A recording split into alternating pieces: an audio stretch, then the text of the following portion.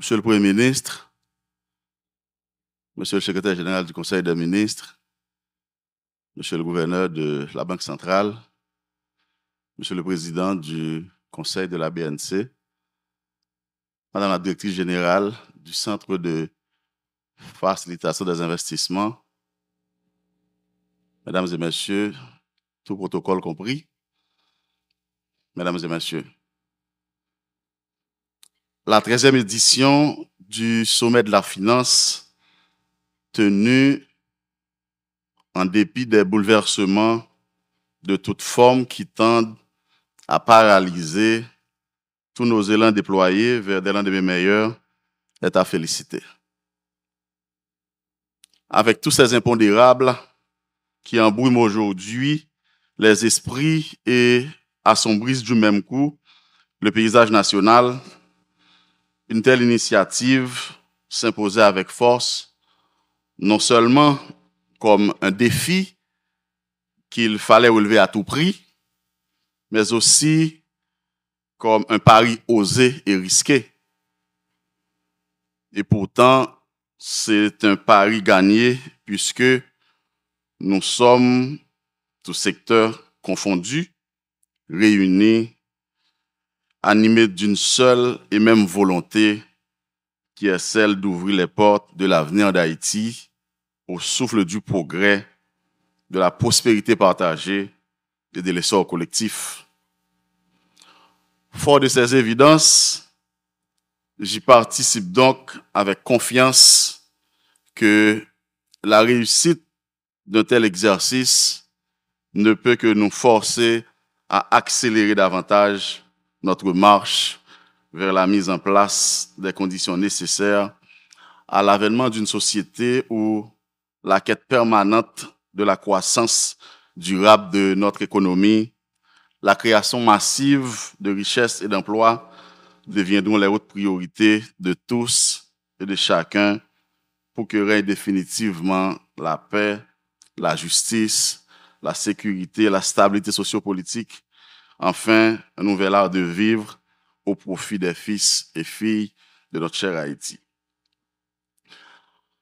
Haïti ne sortira pas de l'instabilité s'il n'y a pas d'abord un réveil de la conscience collective. Et cet exercice que le Centre de facilitation des investissements, en partenariat avec le groupe Croissance, nous a conviés à participer aujourd'hui, constitue une preuve éloquente que les autorités politiques, les responsables du secteur de la finance, ainsi que les organisations de la société civile sont désormais debout et bien éveillés, prêts à mutualiser leurs efforts, énergie et intelligence pour sauter les verrous qui bloquent la voie vers le développement durable. À cette grande bataille aujourd'hui, je lance un cri de ralliement pour exhorter tous les autres secteurs de la vie nationale à y participer. Et il est de mon devoir de vous assurer tous et toutes qu'en ce sens, on est sur la bonne voie quand se tiennent des activités comme celle-ci pour prospecter sur les meilleures stratégies à adopter pour financer l'éco-développement.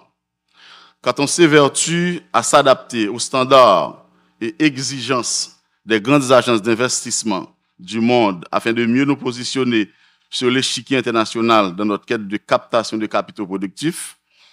quand nous visons de réunir les conditions idoines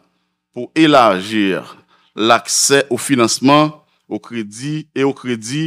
aux petites et moyennes entreprises, quand nous affirmons prêts à assumer notre responsabilité collective pour le bien-être de nos citoyens, de notre chère planète,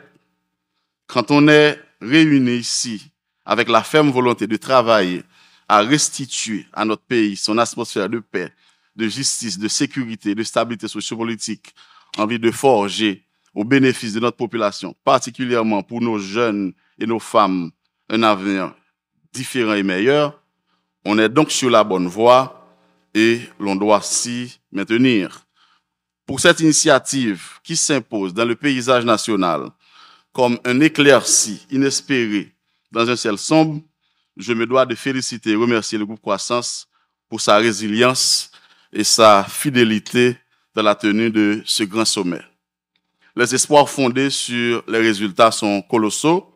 car nous avons le privilège d'être au service d'un peuple qui observe et qui attend impatiemment qu'à l'issue de chaque activité de cette envergure, un ensemble de réponses soit adressé à ces questions et qu'un changement véritable va s'opérer dans le pays, améliorant ainsi de manière définitive ses conditions d'existence. Mesdames et messieurs,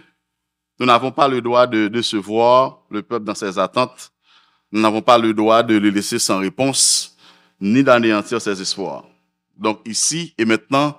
à travers la 13e édition du Sommet international de la finance, nous avons une exigence imparable de réponse, mais surtout de résultats. Nous pouvons le faire, nous devons le faire,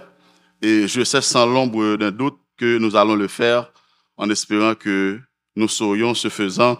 nous hisser à la hauteur des attentes légitimes de notre population. Je vous remercie.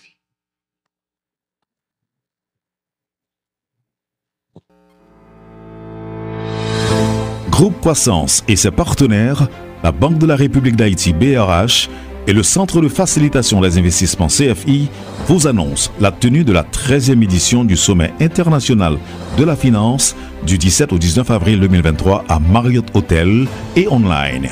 Le thème retenu cette année est « Financer l'éco-développement en Haïti ». Entendez par là, financer l'économie et l'écologie pour le développement d'Haïti. Comment retrouver la voie d'une croissance économique soutenable et inclusive après 4 années consécutives de contraction du produit intérieur brut ayant conduit à la détérioration des conditions de vie de la population haïtienne? Comment faire face aux défis posés par le changement climatique pour les économies insulaires? Comment assurer la transition énergétique? Comment l'économie haïtienne pourrait bénéficier des nouvelles mesures adoptées par les États-Unis pour raccourcir certaines chaînes d'approvisionnement de secteurs clés de leur économie? Autant de questions et d'opportunités qui seront analysées et débattues dans les différents panels composés d'experts locaux et internationaux au cours du Sommet international de finance du 17 au 19 avril 2023 dans la capitale financière haïtienne. La 13e édition du Sommet international de la finance est patronnée par la Banque nationale de crédit, BNC, le ministère de l'économie et des finances, la Banque interaméricaine de développement, BID, la Direction générale des impôts, DGI, Groupe Profin, Haïti Climat, Magic 9, Télé 20, Radio Télé Métropole. Groupe Croissance SA, votre partenaire du futur.